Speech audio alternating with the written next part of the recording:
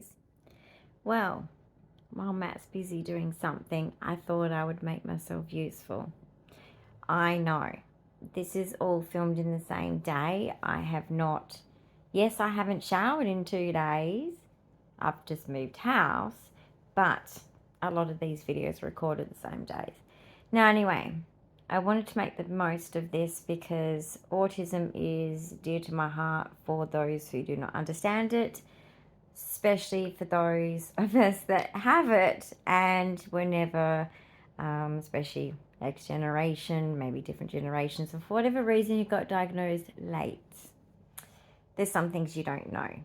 There's some things that I don't even know. There are some people with autism that can explain it better than me, but I will do my best. Now, I want to use my example of moving house. So I moved house. I was at the other house for practically 2 years. And so in this house, we not only moved, but we had to get rid of over a quarter of our stuff. And I'm talking furniture and accessories, so to speak, right? So, you kind of hold on to your essentials, basically. And now, that's not the problem. The problem is that even though things are in boxes, you can unpack them, you can visibly see them. But, number one, my coexisting condition is OCD and hyperactivity, ADHD. Now, these things pose me in a particularly difficult situation, okay? Because I look at a sea of things on my dining table and I have to choose the best of my ornaments to keep, which is really hard for a person that has set up a home for 33 years for my family and then continuing on for the coupleship that I'm still in. So it's difficult, right? And some things are special, family memories and things, apart from photos. So I have to go through the executive functioning decision-making skills, which my ADHD is not good at decision-making skills, nor is my OCD. So that conflicts with that.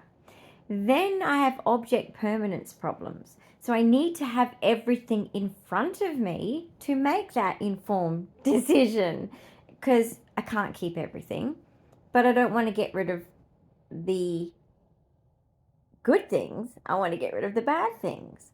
So I want to keep the most important treasured things, right? Yeah, it's a big deal. It's actually a really big deal. And I know that people think that's thunder. Don't worry, we're having a thunderstorm at the moment. And Sarah's just popped to IKEA. Looney Tune he is, but he designated himself to do so, and I argued and said, no, that's not a wise thing to do. You need to rest. But Sir is his own person. He has ADHD. I can't control him. Trust me, I've tried. 33 years. Give up. Just happy them, happy life. You give up. But anyway, so I've got all these decision-making things I have to do. Very difficult. Then you got this womanhood, okay? Female emotions. I know they're just objects, but the emotions come up, right? Then I have alexithymia because I'm autistic. I don't know what emotions I'm having. So I get sensory overloaded. So I cry. I cried over setting up my pajama drawer or my underwear drawer. Yep. He's just set it up. Look at that thing over there with my handbag on it. Nothing much else is done. Trust me, it's pretty basic. But Sir put that up today. He built it. Awesome. Great. And then I thought, right, the dude did this. The least I can do is participate. Got finger stuck. Should have got the tripod, shouldn't I? I'm now the idiot. Don't look behind there. I know it's terrible. So basically I go, right, I now need to pull my weight. I need to get my pajamas and everything in the drawers. Fair enough, right? It's a reasonable request. My neck's hurting. I tell you what, this moving house is brutal. 2 seconds. Okay. So I thought I'd just sit up because my neck. So basically, he had everything laid out and he had helped me with absolutely everything, okay? He had shorts, sets, summer, winter, socks, right?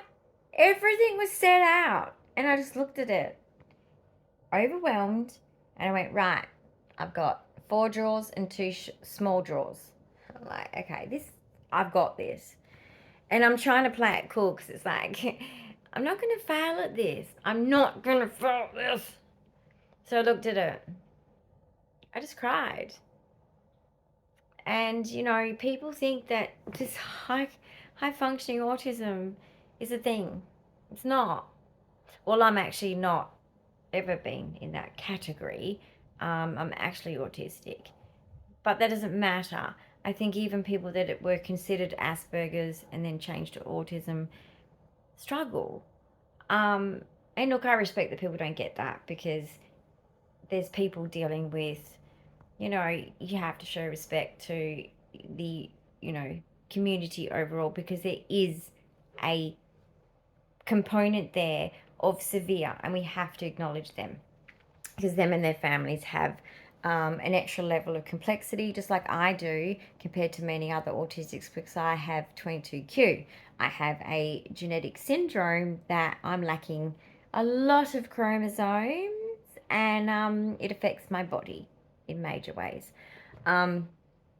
So I'm high maintenance, basically, is what I'm trying to say. Okay, I am probably slightly lesser maintenance than a severe autistic, but not that much better. Supervision is high. Sucks. It's like having a nanny. But anyway, anything to keep me safe, it's important. So basically, I have a cry. And I'm like, I can't do this. And I'm turning 50 next month. And I feel like a complete idiot. Like, you work so hard as a little kid to get through and you do so well. And you know what? I think that when you're young, you can mask so good. So good. I think that's energy. I think that's that little pizzazz you have when you're young. You got that attitude, and it gets you through. You get older and you get tired. Really tired. And because I've got a physical condition, I've got a heart thing. I can't get stressed. Okay, I can't afford to get stressed. I mean, the hospital wanted me in on Monday to do the heart checking, and it's like, I don't even have time. I literally am not getting the medical care I need because of this move. Thanks, NDIS. You're doing a really great job. Bill Shorten, fix it. So, I'm supposed to be getting like all these something grams, cardiograms, and this grams, and so I'm supposed to be doing that on Monday, but I had to postpone it for 2 weeks because, I don't have a house. I haven't showered in 2 days, and that's not abnormal. But anyway, it'll be different in this house. I'm getting a bath. But basically, it's like I've got my door automation today. It's a face recognition one. It's kind of creepy. Anyway, it's good. But it's just really stressful when you look at a pile of clothes and you go, I can't even do that.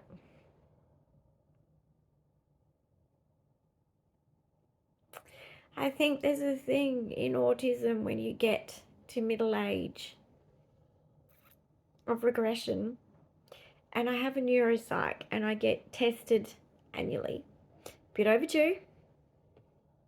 And don't even know if I have the energy to go through it because I know that it's just going to be another decline.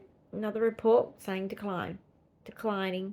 Because my 22q is degenerative and that's where my autism comes from. And I don't want to hear that my memory and my cognition and my intelligence and everything is just regressing. Speech, comprehension is regressing. And look, I've got good support. So it works through with me very slowly. He used to be a school teacher. He knows how to explain things. He's a very good communicator, but that doesn't matter. It's hard. So anyway, I got it done with his help. I didn't want to say anything in front of him. That's my partner, right? You try and you want them to be proud of you. A bit like with your parents, you want your parents to be proud of you. I never got that privilege.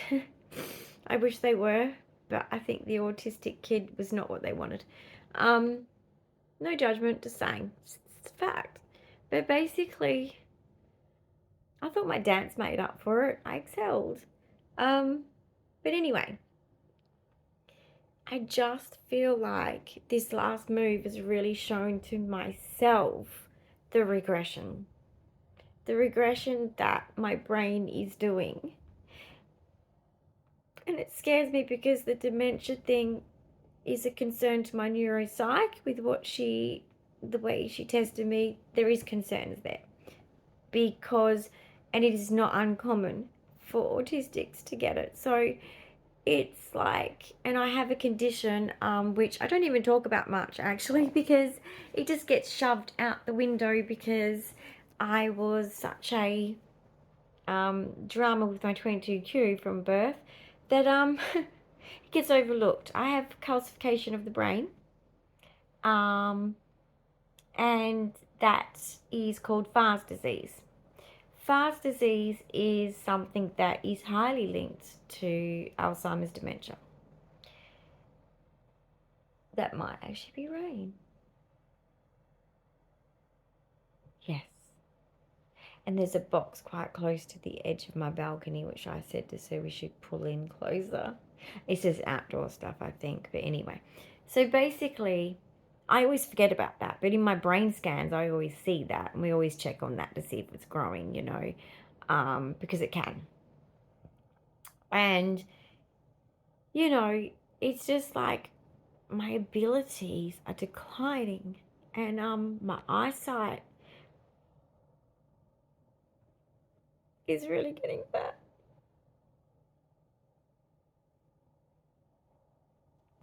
And you know what? It's not going to come back. This isn't the flu. And I know this is just my immaturity showing here, but, you know, guys, this youngness doesn't last forever. There's a point where your body will say to you, I can't beat this. And you just have to accept it. And you have to adapt. And adaptation is the highest level of self-mastery that you can do. And I've prided myself on that as an autistic kid growing up and turning into adult growing and learning. I've prided myself on that self-development. So I have to adapt. I have to accept these things and work around it. But sorry, it looks like the lounge land isn't it's about to tell me to take medicines, but I've taken them. Dyan, take your 6:15 p.m. night Yes, medication. I've done that. So basically, you know, I have just hit this brick wall. And I'm going to have to accept it, but it's just hard. Because I'm a doer. I'm a doer. I'm an independent doer. I don't like getting help. I'm not used to getting help. I grew up tough. I grew up getting myself ready. And trust me, as an autistic kid that was not even copable, my brother had to help me, and he did. Thank goodness for siblings, hey? But basically, I'm seeing the decline in this move, and it's really... And, you know, I'm supposed to go for testing soon. I sort of postponed it, and that was fine because she had maternity leave and she needed that time anyway. So it worked out well for my neuropsych, right? But Matt and I both have been tempted to not want to go and get the retest. And that's probably not the wisest thing to do. But I know what the news is going to be. Just another report of decline. And in Australia, in the government public hospital system, which is not the same anymore, Australia's fallen apart. So if you're from a different country, Australia is, the average rent is $650 a week, Australian dollars. People are living in tents now that are working people. And the average house is $900,000. And we have a large immigration rate that is way too high that we can cope with. We don't have the hospitals, we don't have the schools, we don't have the facilities. You go shopping, you're all on top of each other. It's horrible. My apartment is the size of a hotel. So I've lost a lot of, and it's not about materialism, guys. It's about like sentimental stuff. You know, I was thinking just this morning of bringing out the tapes of all of our holidays with our kids. We used to have the old camcorder things, you know, those old style with the flip out thing. Yeah, I know. And little tapes, little mini tapes. And just watch them. Just to kind of get that homely feel again. Because, you know, compared to the previous generations, we never got to have a home the X generation. We never really got to have that one home.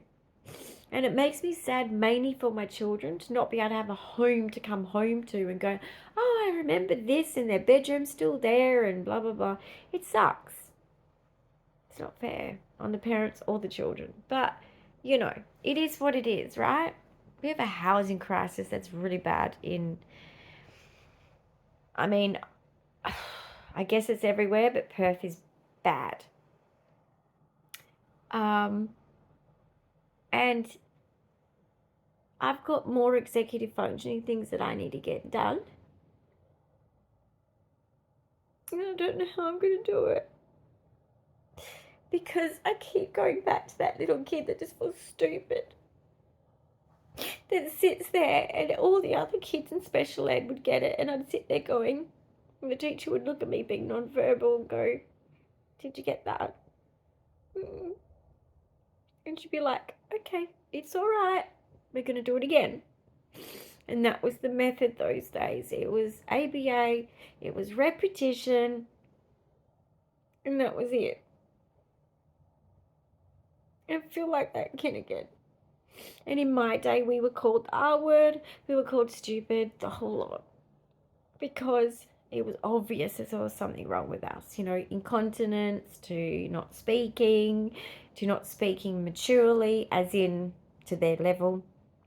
Even to the point with growth, with 22Q, I was the size of, say, 2 year grades lower than who I was with, even though I was chronologically their age, and I had to even have a different coloured chair because the chairs didn't fit me that were my year group. So I had a lot of traumas at school, because in Australia they used to put you in mainstream for phys ed and all the fun stuff and all the generalized stuff, and then special ed for the very important stuff, right? And I feel like that kid again, who's Matt standing there, he's working through with me, and I'm still not coping. And that never used to be the case. Like, now, I know my OCD gets me through my executive functioning problems, and I do believe in my teenage years I developed a lot of OCD behaviors to actually cope with my executive functioning. I would pack for school the night before. I would make sure everything was ready the night before, because in the morning, just getting up and getting ready and having a shower was a lot for an autistic. Just doing my hair was a lot. I would have frequent tantrums in primary school about my hair, to the point where my mum used to cut my hair off, which I hated, because long hair was always my preference. Being a dancer, it's part of the thing, guys. If you're a dancer, you know, long hair is everything. And now, even with assistance, I'm not coping. Compared to before, doing it alone, but just doing it probably at a lot slower rate than probably what anyone else would do it. Because I know when I was with other adults and I was doing a shared thing, say at a community thing or whatever, that they would always take over what I was doing. I'll do it this way, and blah, and I'd just stand back and be like, yeah, here it is. My inefficiency and stupidity is showing again.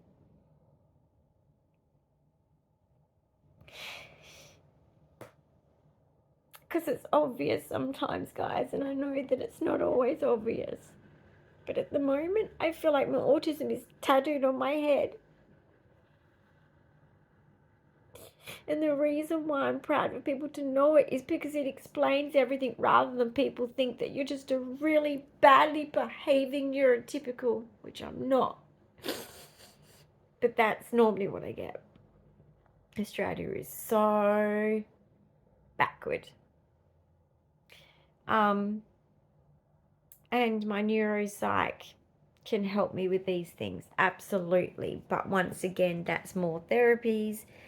Now I can do that. I have, now with the fact that the 22q is added to my official list, even though it's the umbrella of the reason why I have a list of conditions apart from autism, ADHD, OCD, it's actually leveled me up for funding for the NDIS.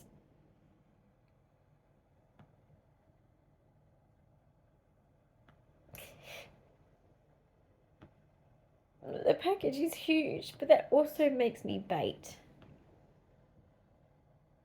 Definitely makes me bait in Australia in this system, because people see your package and they go, oh, I want some of that. And I'm conservative, even though it's not like money that I can access. It's only used for my things that I need that have to relate to my disabilities. But I'm conservative because I'm always thinking that someone else out there is not getting their needs met. And if I can save any money on my package, then that goes back into the kitty. Well, I hope so, Bill Shorten, because it should.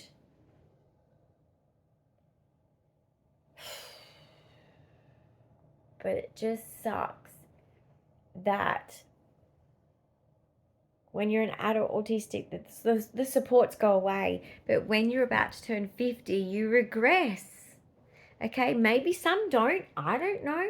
But I'm not a high functioning autistic. And I'm struggling.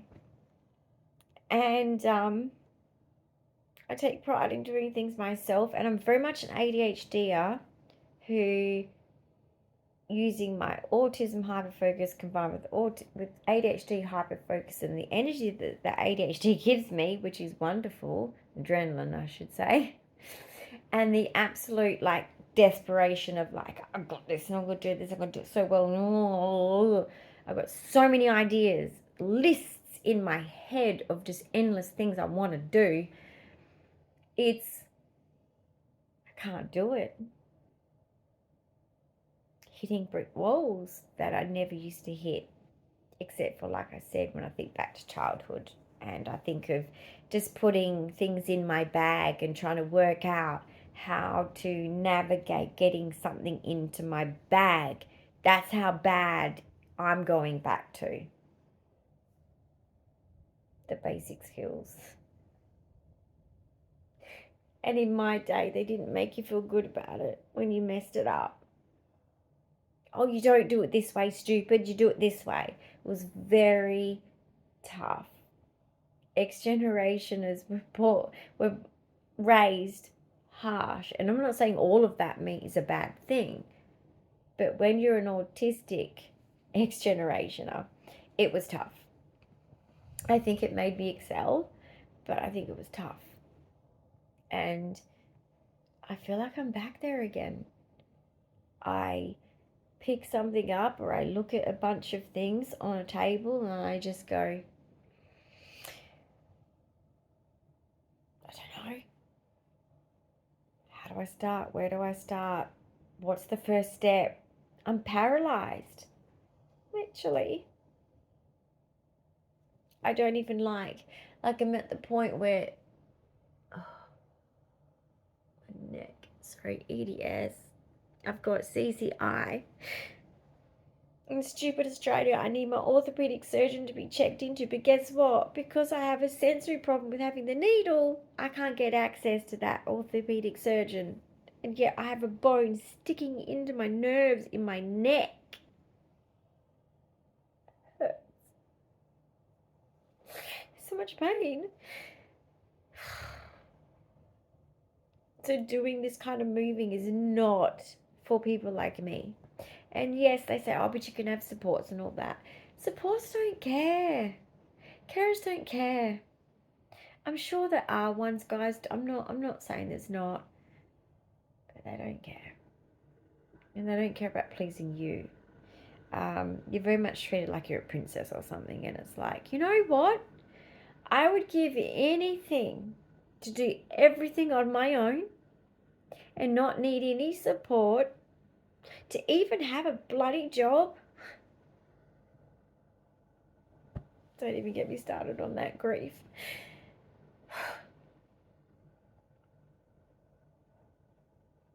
A lot of knowledge went to waste. And dreams. And goals. And then the next minute I'm looking at 22Q with a life expectancy of 50s, and it's like, oh, would have been nice to know sooner. And I have to beat that. I've got children, I've got grandchildren. I have to. I have to be here. But I'm so frustrated that I can't just get my shit together.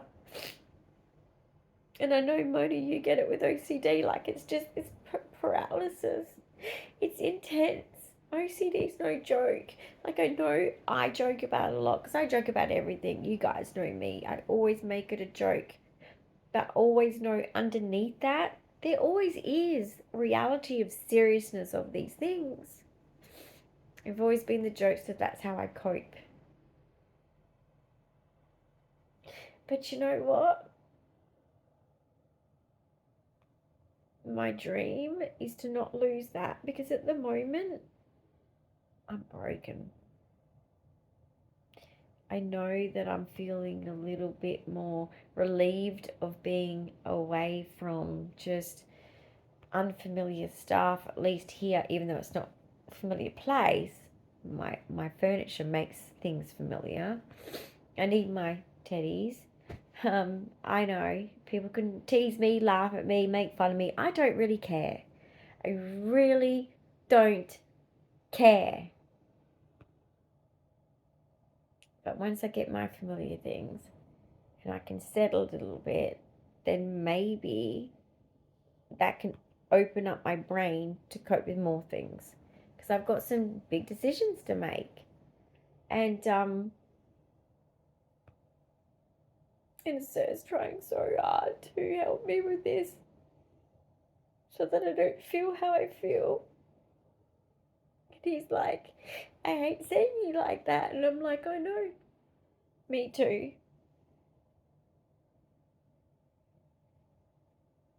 We haven't had a holiday since our kids were kids. We just haven't had anything great happen in our lives for 12 or more years. Not since my seizures started. Not since the neurological stuff just absolutely floored me. And I'm worried. I'm worried about, why is my heart playing up now? Why now? I'm not even 50 yet. Give me a break, 22Q. Jeez.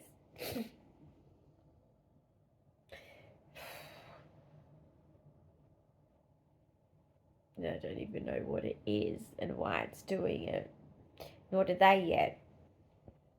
So, testing to be done.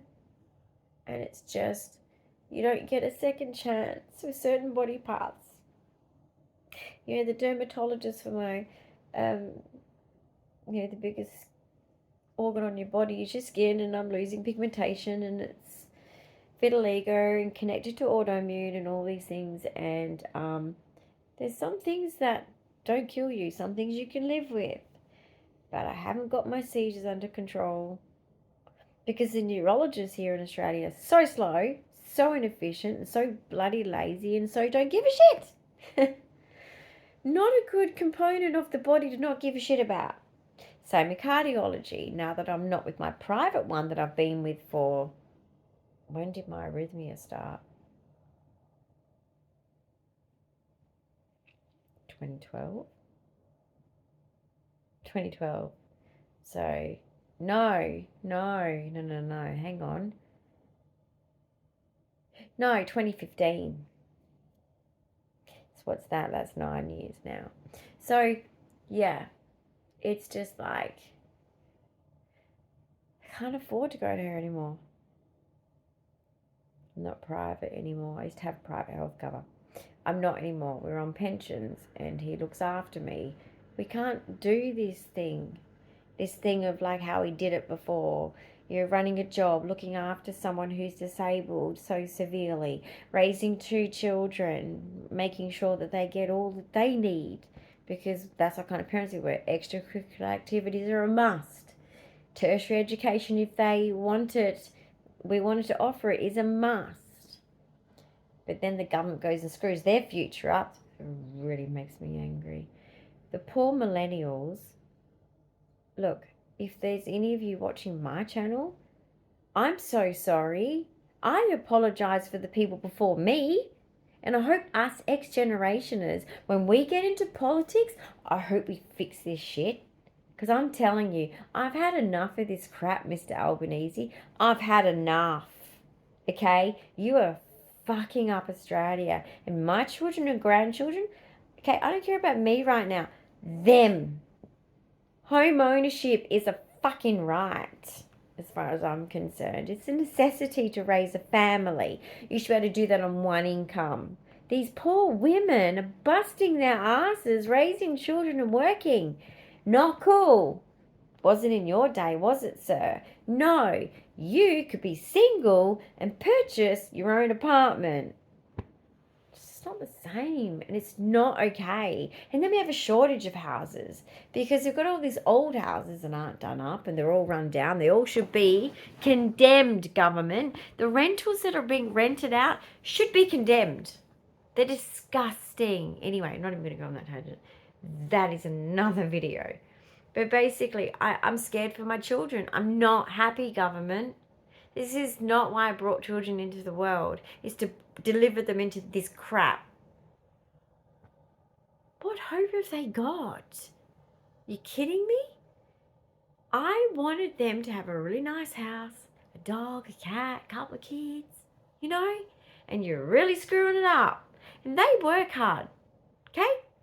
These little millennials, I'm telling you, just like us ex-generationers, had jobs since we were 13. I was cleaning houses with my mum at 8, 9, okay? And I helped. And I guess, and I tell you, so are the millennials. They are working their butts off since they were, my kids were like 14, okay? They've been working. You're not honouring them. And then they think they have to work harder. No. Fuck no. They already work too hard that I worry about their mental health. Okay? How much harder do you want these poor buggers to work? Are you kidding me? I know we had long work days, don't get me wrong. I'll acknowledge that. Us ex-generation didn't have it any better, but that was also the boomers. They were our bosses. They didn't give a shit about us. But you're not treating the millennials right. Okay? They are stressed, the highest level of mental health problems going on, and it's not mental illness. Stop blaming them for that. It's mental health due to the environment. Who's the environment? Head of the environment? The government. Whether they're single, couple, or a family, they can't make it in the rental market or the purchasing market, and that pisses me off. Okay, because I've got 2 kids and 2 grandkids, and probably there's going to be more grandkids, and I don't want them to suffer. And that's why I am trying to be part of fixing the NDIS system, because in case my family, my children might need it, my grandkids might need it, and I'll be damned if I'm going to leave this earth with it like it's been for me. Now, I'll take the bullet for this one because I'm a mum.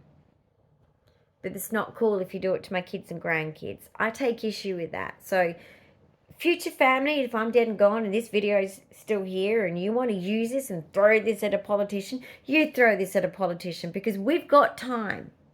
We've got the ability. But no, you want to go and blow up another country. You want to fight someone else's war. I remember in my day, by you boomers, who are running the politics right now, told us ex-generations to butt out of everyone. Stay out of people's business. Yeah. Well, how about you, government, stay the fuck out of the business of other countries? Stop blowing people up. innocent civilians, women and children, including men, for no citizens. No reason.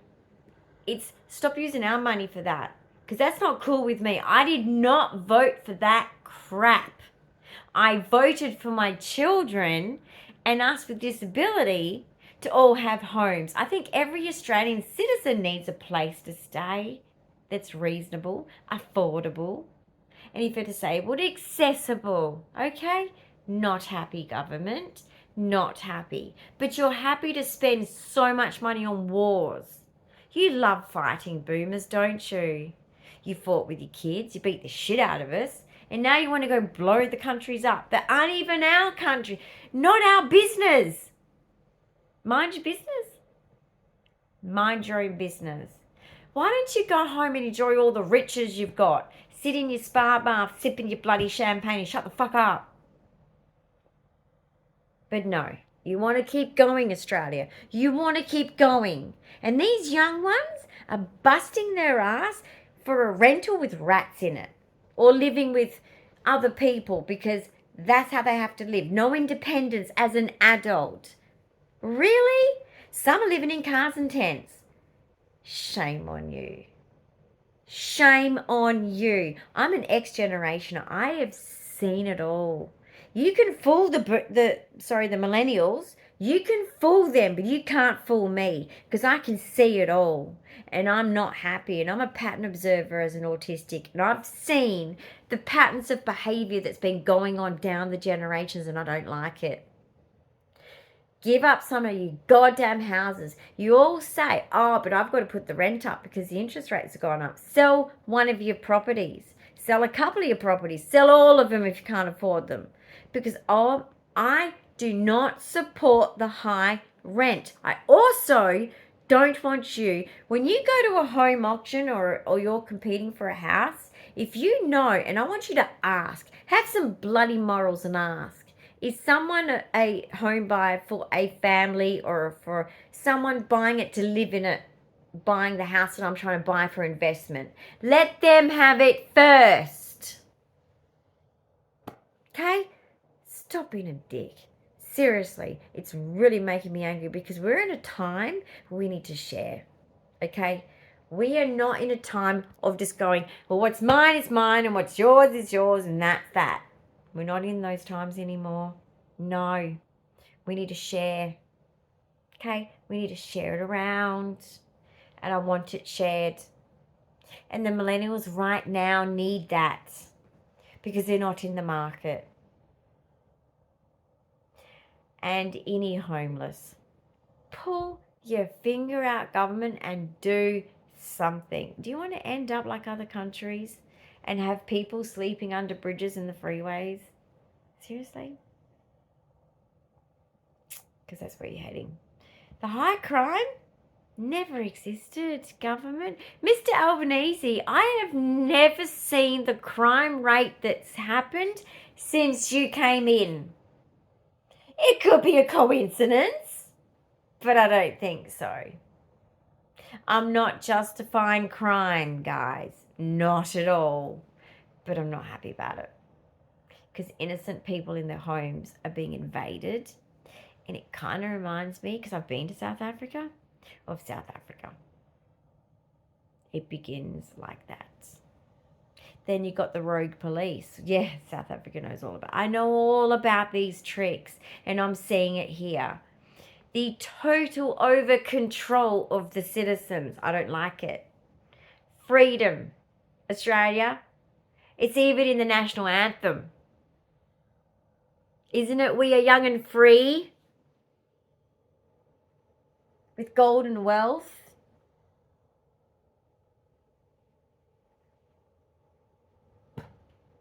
Really? You have screwed our country. You've overmined it. You've sold us out. And Australian citizens are the ones that are suffering. I'm not against immigration, but I am against over numbers of immigration. And I'm also against the fact that they've put the prices up for the Australian people to not afford a home. That's not okay. And if you're from another country, I'm sorry if that offends, but it is a problem for Australian citizens. It is. And you would probably feel it if it was your country. But I'm not anti-immigration. Not at all. I'm anti if it's affecting negatively so severely that people are homeless. That's not cool. Close the border. Stop. Stop immigration. Catch up on your hospitals. Catch up on your education system. Fix the housing system. Put a halt on everything. And stop spending money on war. Because you're going to end up with a civil war. Because people that go to work and work their butt off and come home to a tent or a caravan or living arrangements with rats in the roof or whatever. No, they are not going to do this forever, government. They're going to crack. And you're going to see mental health problems rise through the ceiling. And you're going to have a problem. You're going to have a problem. A problem that you really can't afford. Prevention is always better than a cure. Don't even get me started on the health system. Deaths to you, government, you don't even care. The fact that I don't even have a 22Q specialist, the fact that I have to have a disability advocate and a disability lawyer to defend me in my country because my rare syndrome, and there's many rare syndromes of us that live in Australia that you're supposed to deal with, and there's Zoom calls. You could Zoom me with Melbourne. There's 2 specialists at the Children's Hospital that could see me too. But you're stubborn and ignorant and stupid about the actual executive functioning of the hospitals. You just don't care. And that means to someone like myself, whose life expectancy for my syndrome is the 50s, don't you dare reduce my life expectancy. I am not happy. And like I said, this is a genetic syndrome. I have children and grandchildren and I ain't cool. You need to step up in the medical system and make the most vulnerable people with syndromes, okay, they need medical care, high level medical care, not the average Joe Blow that's just a bloody emergency doctor that has no clue. I had a doctor get it all wrong because he didn't obviously look into 22Q. You've got years to live. Like my disability advocate connected to the lawyer said, theoretically, that's what we base it on. So you can have your wishful thinking like I can. I can do manifesting. I can do the whole lot. Why would I want to die too soon? Of course, my goal is to be in the Guinness Book of World Records of living the longest for 22Q. And that's my goal. Dead set.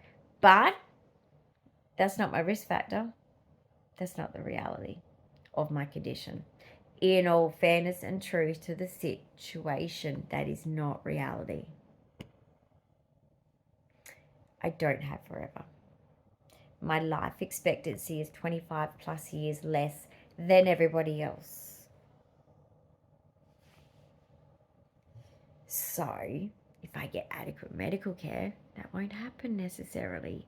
It can be prolonged quite extensively if you really put the effort in.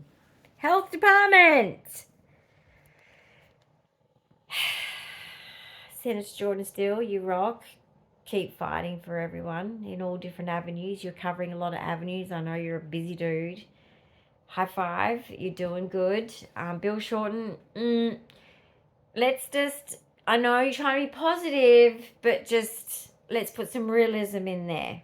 Because people sometimes don't want to hear just the positive. They want to hear the realism, okay?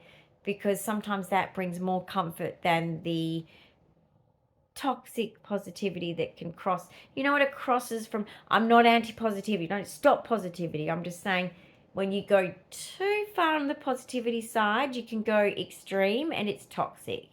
So we need to keep a balance there. We need to keep some reality because you make decisions on the NDIS that affect people like me. and my quality of life. And like I've said before, after all the stress we've been through, if I was to die next year or anytime soon, I would be so mad that this is what my partner had to go through in the last year with me. That's just not cool. So I have to make up for that myself, make sure that things get back to normal as soon as possible. And that's why this executive functioning drama that I'm having, and OCD getting in the way, and ADHD, paralysis, and all these shuffling things from over here and over there and over here and over there, and then so going, well, what are you doing with it? I don't know. I don't know what I'm doing. I just need to be doing. And then physically, I am hurting. I am pushing, and I am suffering. And my pain relief is no longer working. And I can't afford to up the level of the dose. I'm not even on my recommended dose because I can't afford it.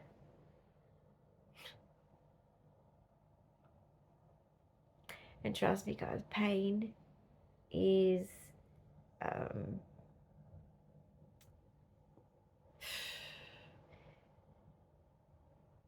pain is displayed in ways I don't think people know.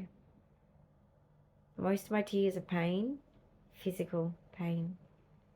I feel that a lot of my anger is my physical pain. A lot of people associate it with mental anguish, and sure, that's not stupid to think so, right? That's psychology. But trust me, guys, with physical pain, when my rheumatologist said, you know, you've got one of the most painful conditions that exist, I said, you're not kidding me. I said, I know. I know. I've suffered pain since I was a child.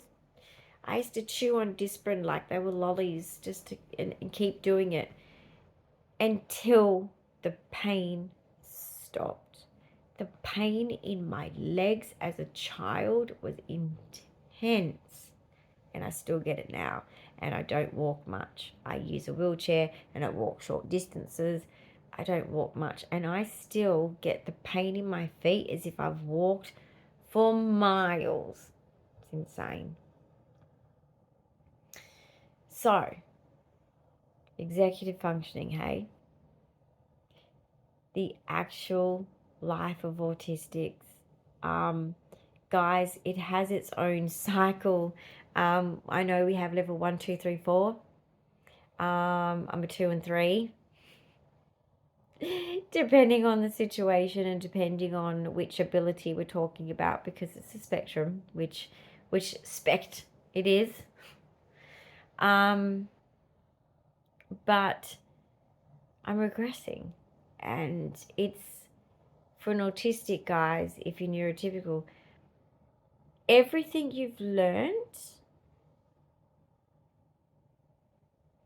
I mean, I was on training wheels for, I think they sort of like, I put them back on at like 11, 12, because I was struggling.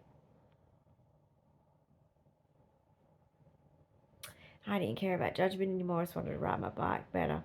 Now, BMXs are a bit easier to ride for some reason, right? But I struggled, guys. The pedal functioning, it was a struggle. So everything that we've learnt was harder, right? And delayed.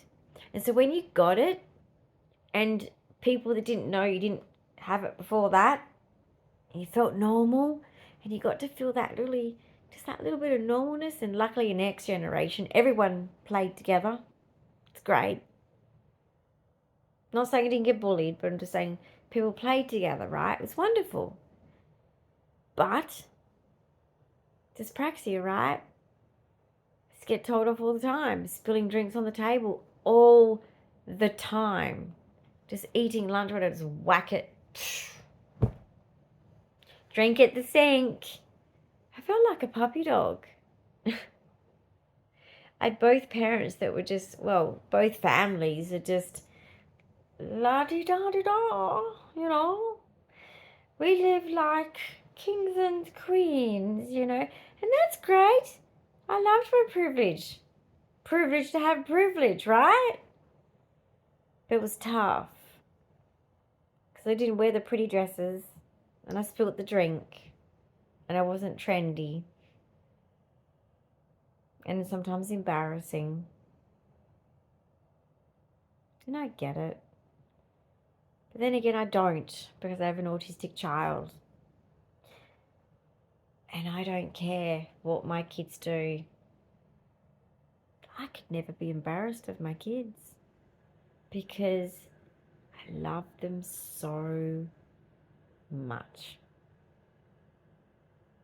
And that will never change. Nothing they do, nothing anyone ever says about them, nothing changes. Don't fuck with my kids.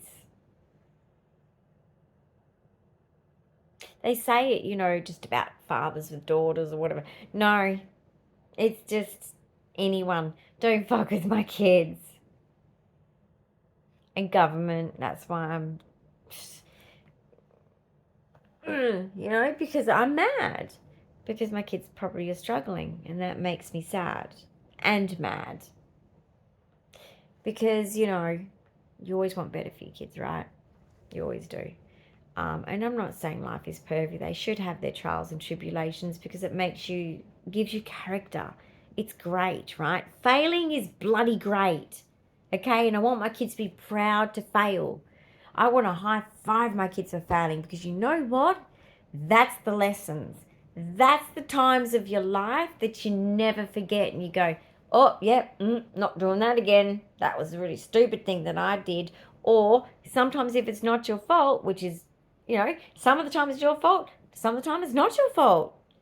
When it's not your fault, or whether it is, it doesn't matter. Failure is good. Okay? Go out there and fail, people, because you will succeed doing so. Because statistically, you can't fail all the time. That's a fact. Always has to be the facts with the autistic, doesn't it? Anyway, to anyone out there who has suffered regression, whether it's a brain injury, which could have happened to me, I could have had many of that along the way, or whether it's just, you know, you have 22q or you have a syndrome that causes your autism, and your syndrome is degenerative and you are going downhill and you're like me, you're getting well over the hill. That was a long time ago. I'm like 50. I'm half a century. Yep. In May. May 13. Don't wish me happy birthday. I'm not comfortable with that. I'm funny about that. I didn't have many special birthdays. My mum did the 21st and 18th very well, sure. But a few of them as a kid, but being an autistic kid, you know, you don't get many. And as an adult autistic, I don't remember the last time I had a birthday gathering. Sorry. I don't remember. I don't have friends. I have a few. I have one online that I think we're two peas in a pod, and I have one in real life that visits me. She's wonderful, and we're two peas in a pod. So, look, and I've got school friends that I still can just be that, you know, same people we were at school, you know, on Facebook. It's a laugh. We're just the same, right? We just had a lot of experiences afterwards. Those people, especially when you're autistic, and those people that take you in, they're special. I promise you. They stick it out with you for life because they saw that vulnerability and naivety and they took me in. And they're like sisters to me. So anyway, you know, what am I supposed to do for my 50th? And I don't like to be centre of attention, so birthday parties are a little awkward. Especially when you're autistic, there's a lot of eyeballs on you. You know, I don't even like one person's eyeballs on me, even though they shouldn't feel bad. They're just being normal people, but it's hard. So imagine, birthday party, you got eyeballs all over you from every direction. Autistic nightmare. But, I'm the party person that likes to be just, with a small couple of people in a corner. Or if I know people very well, I can be the life of the party, actually. I get a bit ADHD stupid, to be honest. I'm a little obnoxious sometimes. I get silly. I get real silly. And I go too far. I was always that kid, at camp. Yep, Dyan, get out of bed. You're going to sit in the middle of the hallway. It's too much. You're too much. So I'm doing gymnastics in my bed. And I ended up sitting in the hallway. Massive hall, in my nightie, freezing. Damn assholes, didn't even give me a blanket. And I'm sitting in the middle of the hall with my knees up, and I'm like, okay. Well, I'm autistic, can't sleep anyway, so whatever.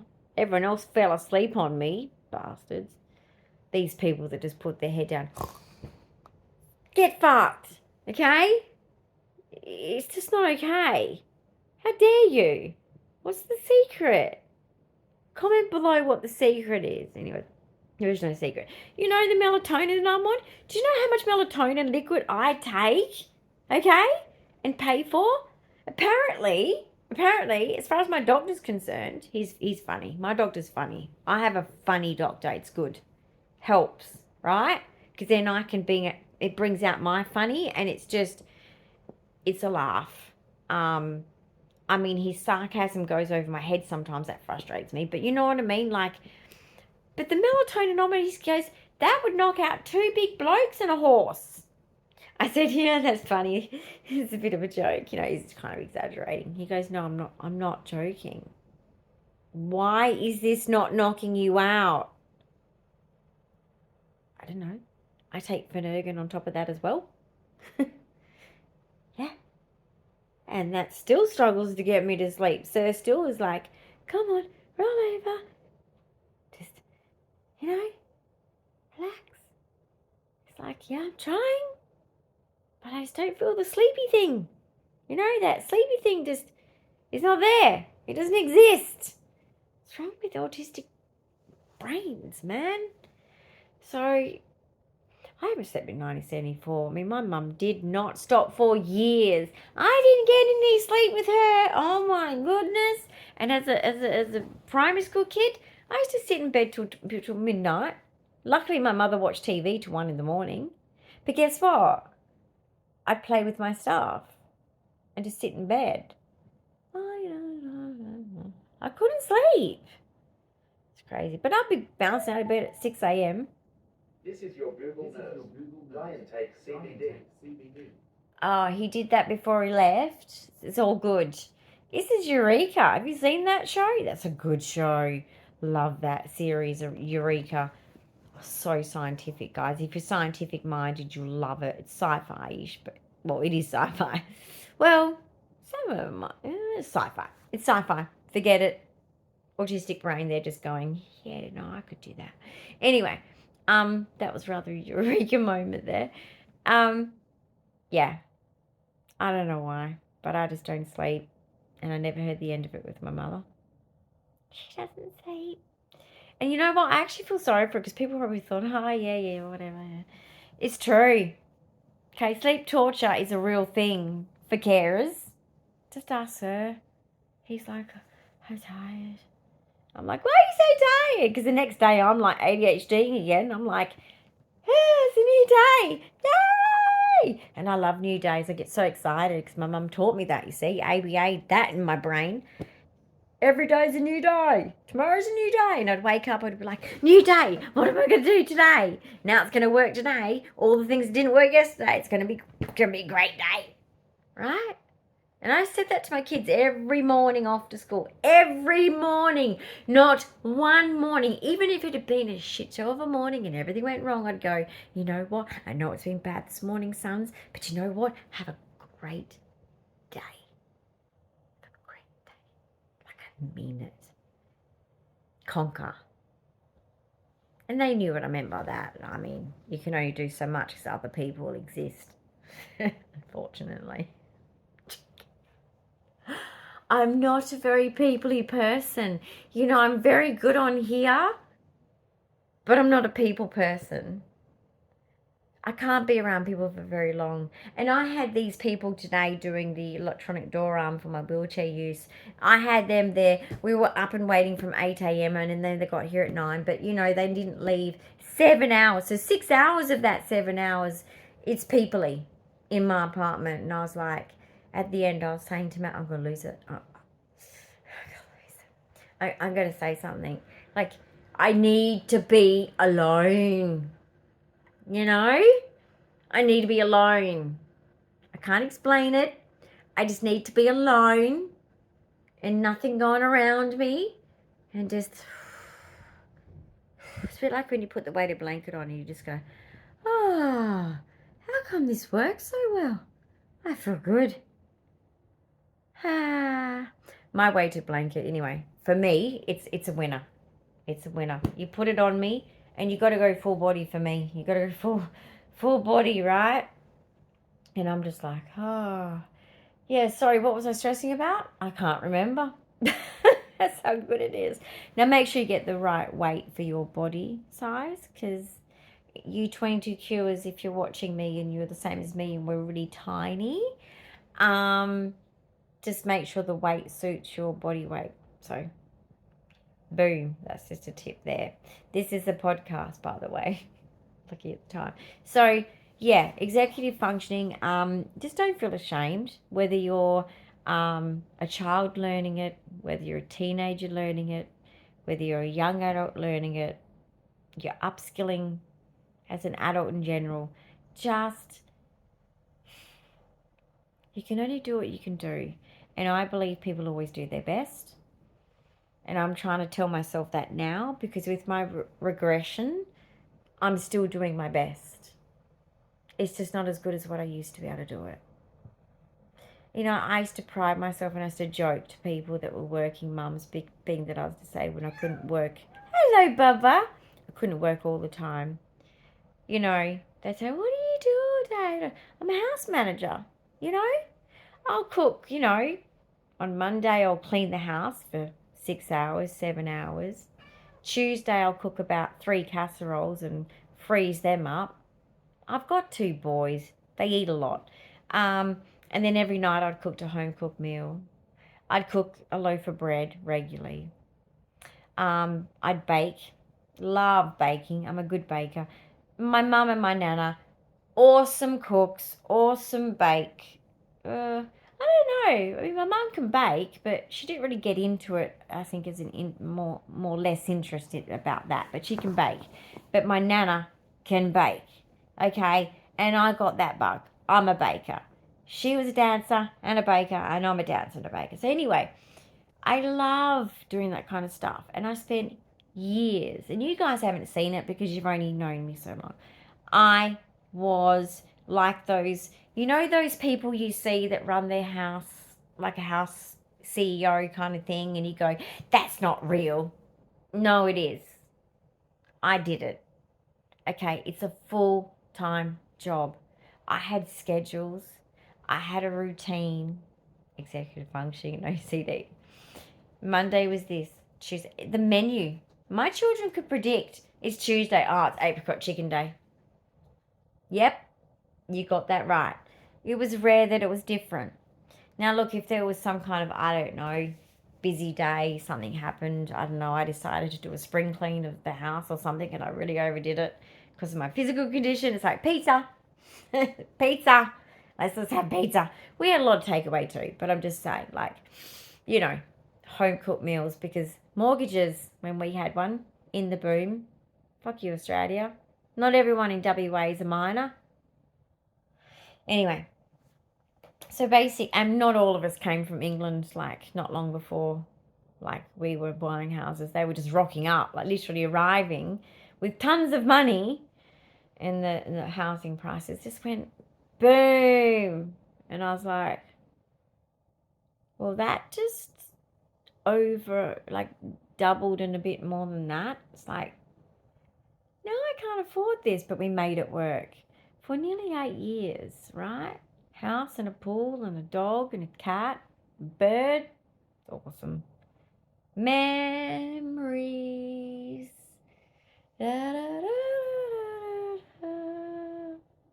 Anyway, they're my memories that I hold forever. Boy, will I hold forever. You know what, mums, just enjoy those moments. And I know they're stressful. When you're seeing them off to school, you're picking them up.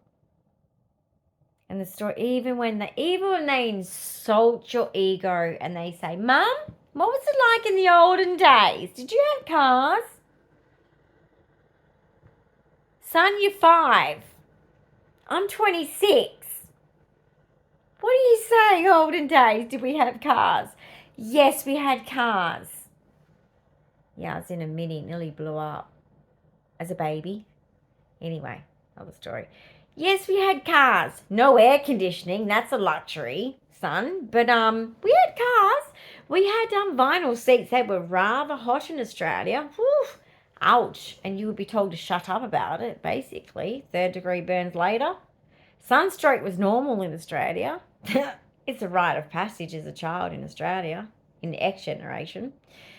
And the seat belts with the little buckle that's metal that you can't touch because it's goddamn hot in Australia. You could cook an egg on it. You got to get your beach towel, right?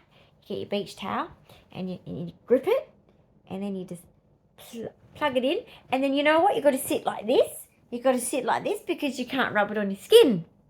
Great days at the beach. Loved it. Sand in my ears, sand in my pants, sand everywhere. We were not pampered, guys, all right? We would go in our bathers, thongs, towel, a couple of sandwiches would end up with sand in it, so they'd have a crunch to it. Don't know what that did to our teeth. Then the bottle of cordial, we used to just nestle that into the, the little rock pools, That's your fridge. Pretty cool, actually. Kept the cordial, pre-mixed cordial in a cordial bottle. Very clever. Yep, and that was your thing. And you just drink straight out the bottle too, by the way. Now look, like I said, it's already pre-mixed. It's not pure cordial. That's a joke you do to your sibling in Australia. But basically, you take a swig at it and you share it. And that was the day at the beach. And you'd come home and you'd be all dizzy and woozy and sunburnt. You'd peel the next day. Even me with olive skin. And, you'd complain on the couch. You go, Mum, I'm dizzy. Real dizzy. Ooh. It's like beach waves. Yeah, that's sunstroke. You'll be fine. Couple of days. Sunstroke was normal. How terrible is that? It was normal. Yeah. But with my kids, rashes, keep your fluids up. Here's an icy pole, get some sugar into you, keep drinking water. Put the rashes on, the hats on, sunscreen, with the whatever plus. Let's not be here too long. Not like an all-dayer. Anyway. I took my kids boogie boarding in the holidays. That was fun. You got to do that. But when they get dumped, you just go, oh, son, I feel your pain and your ego. It's all right. Shake it off, son. You'd end up just getting absolutely tumble-dried. Ooh, where's the top? Oh, that's the bottom. Okay. Okay, I made it. And you'd wave to your mum, I'm alive. And you got sand everywhere. Ew. Getting dumped by the waves. Brutal. Especially when you're tiny. Now look, if you develop ataxia from seizures like I did, don't go to the beach. You know that movement in the water? You will just fall over. It's actually unsafe. I actually have a flotation device that I tie around me. No, I'm not kidding. However, we got sharks. But where I live now, I go to the end of my street, and it's one of the best beaches apparently, and then not far further down is a shark netted area. It's like, great. But what if they get through? Is that possible? Is there like a sonic thing on it, or is there electric? No, it's water. Electric fence. I'm thinking farm. Don't pee on electric fence, boys. It's not cool. So it's quite zappy, really. Anyway, days in the country, hey? Yep, that was better. You felt like you had your own world.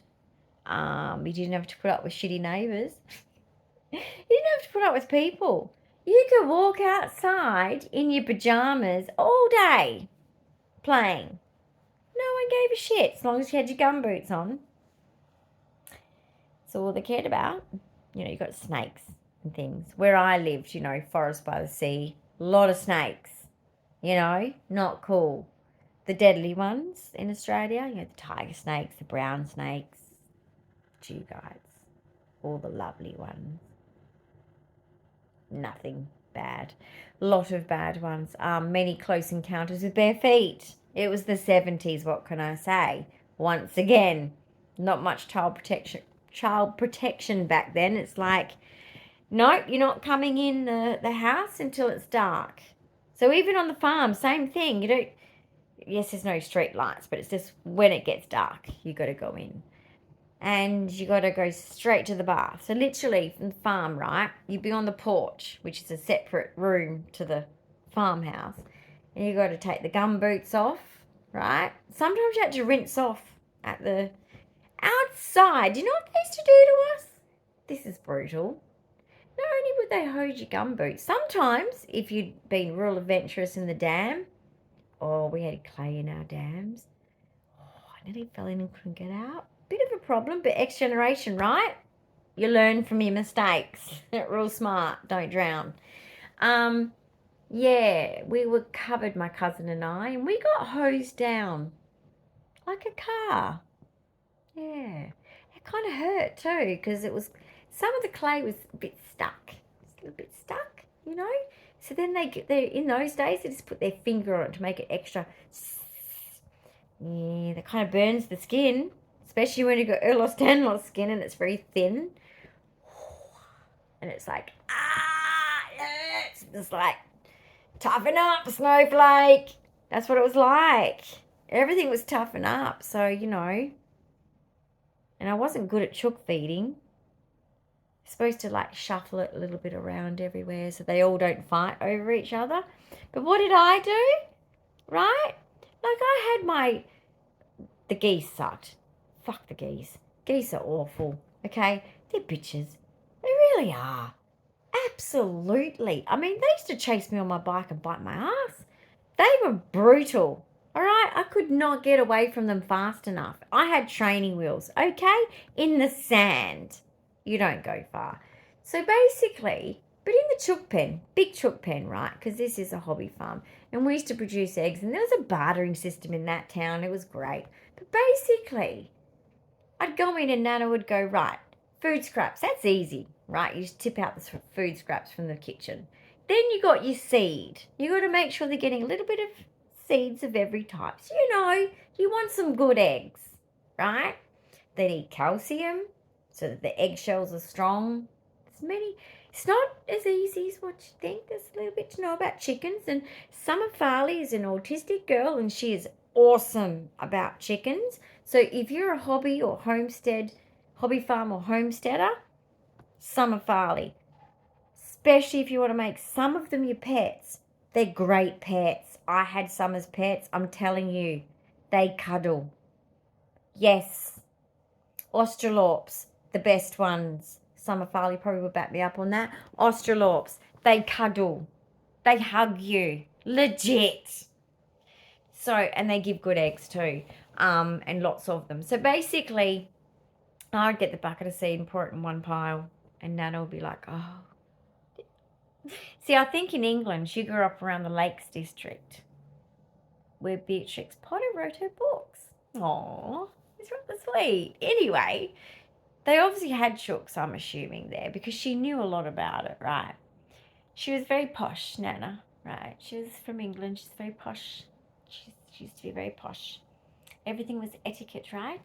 You know, you scoop your soup in a certain way, and it's like You scoop it like that. You notice, no, that you shovel it. No, you shovel it in. You just scoop it. And it's like, I'm an autistic. It's practicality for me. Let's just shovel it in. And she used to be like, oh my God, this is my only granddaughter. Until the other one came along. She rocks. She came along, but I'm just saying, like, it took a while. And it's like, she's just looking at me going, oh dear. This is, yeah, etiquette was big with her. You were a lady before you were a lady, basically. Okay. I mean, my grandfather, Protestant, right? Someone's kissing on the TV. He'd stand in front of the TV. Nothing to see. And I'm like, Pa, what are you doing? They're just kissing. It's not for your eyes. It's not appropriate. Not for your eyes. Very Protestant, right? Jeez. He's like, you can get pregnant by kissing. Well, you can just imagine me then. I was a good Catholic girl. then my mum turns on me. She just changes. No, I'm not Catholic anymore. Okay. You raised me to be one and now you're... Oh, well, I'm confused. I'm autistic. I don't know how to take this. But I'll just stick to the Catholic ways, I think, because it's what I know. Anyway. No. I used to kneel on my bed and pray every night. I did. I was a good girl. Anyway. We don't know if there's not a God or not. Don't you say that? You don't know. High power. But basically, yeah. It's like life, hey? I think the X generation has the benefit of seeing before and after. And even foreseeing what my children and my children's children may face and what I don't like about it. And that really pisses me off. Because I might have neurodivergent grandchildren. I have neurodivergent children, and they've conquered it. I mean, I'm very proud. Autistic and one's ADHD. And to be honest, he could be autistic too, to be quite honest. But being that his intelligence is gifted, maybe some of that, because when you're gifted, they can hide it a bit more. So that could have been a problem for him. But my older son, kicking it, younger son, he gets frustrated though with the system like me. He's a mama's boy like me. He's like, fuck that. That's stupid, right? And it gets you into trouble. It does. But you know what? I think we're right. We are. So yes, basically, my younger son and I are very alike, and the older son is very much like Matt. So it's kind of nice because we both have one each that we can really relate to. And my younger one is very rebellious like me. And if something's wrong, we just go, it's wrong. And we don't back down. We can stand in amongst 1,000 people and they can all be saying yes. And we'll be like, no, if that's what we believe. If that's what we believe, So, anyway, genetics. But basically, let me show you what we've done so far in this house. Apartment, sorry. So, here is my bathroom so far. So, basically, that's a toilet. That's exciting, isn't it? And then we have just basics. We have, oh, look at that. We have the basics. We have, the unit we had before. And in my shower, at the moment with the bath, we're going, I'm just putting things there that I don't know what to do with. And then over here is the same thing. All my stools, which I need with my fatigue, my square table, and things that I don't know what to do with. This is just a rubbish bag. We have a lot of them because we have a lot of rubbish. Like I said, we're not keeping a lot of things, donating, tossing, etc. So now this is just kind of just dumped everything at the moment. That doesn't even make sense at all. But that's basically my bathroom. And then we have in here, right, we have the bedroom. So that's kind of coming together, but it doesn't feel homely at all. And then we come out to here. We have not even done the lounge room at all.